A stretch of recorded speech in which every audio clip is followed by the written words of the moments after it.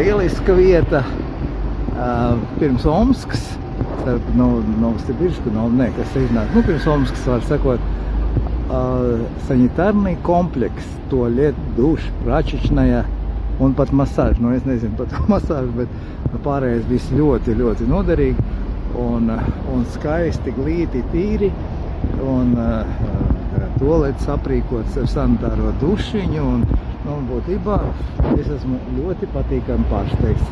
Atdevu drēbes mazgāt, pats nomazgājos, pārsakot izmantoju visu gandrīz, ko te var izmantot. Un tagad tiešu, paskatīšos, kas tajā zapusočnajā, jo baigi gribās ēst.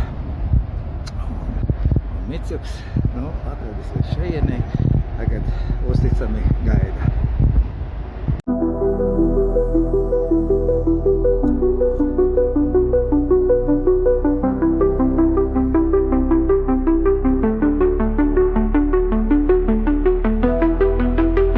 Es parakstījos eksperimentam. Lidlā nopirku trīs steikus, roastbeefu un antekrotu, 2 roastbeefus, antekrotus. Mēs ar bērniem runājām, vai turpināt lauksaimniecību vai nē, vai ir vērts vai nē. Tad šādi 250 līdz 300 gramīgi steiki Lidlā maksā 5 eiro apmēram. Cits tur varbūt bišķiņ zem, pēc gramiem šis mazākais. Un tīri šitiem, piemēram, es teiktu, kā eksperts, te jau laba kvalitāte ir īstenībā.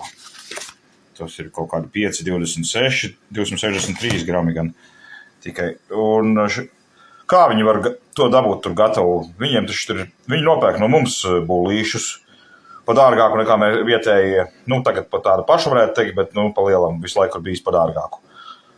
Nobaro tur, nokauj, nogatavina 21 dienu, kas arī, tā kā 21 jau ir diezgan labi jau īstenībā.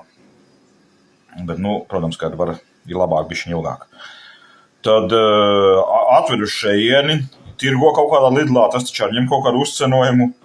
Un beigās tāpatās sanāk, kad ir daudz lētāko mūsēju. Mēs vienkārši nevaram konkurēt ar tiem poļiem. Un viss tur kaut kas te neiet kopā. Bet tas pēdējais video līdz pārējais viss Ziemassvētkos būs tikai pozitīvi.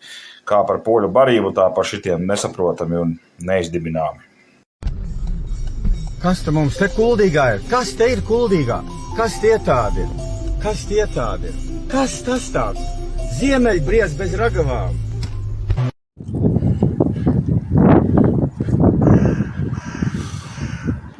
Балкон снесло. Неплохо. Krīt zīmes. Viena iekrita mašīnai stīklā. Galvenais, lai virsū neuzkrīt. Dzēdz.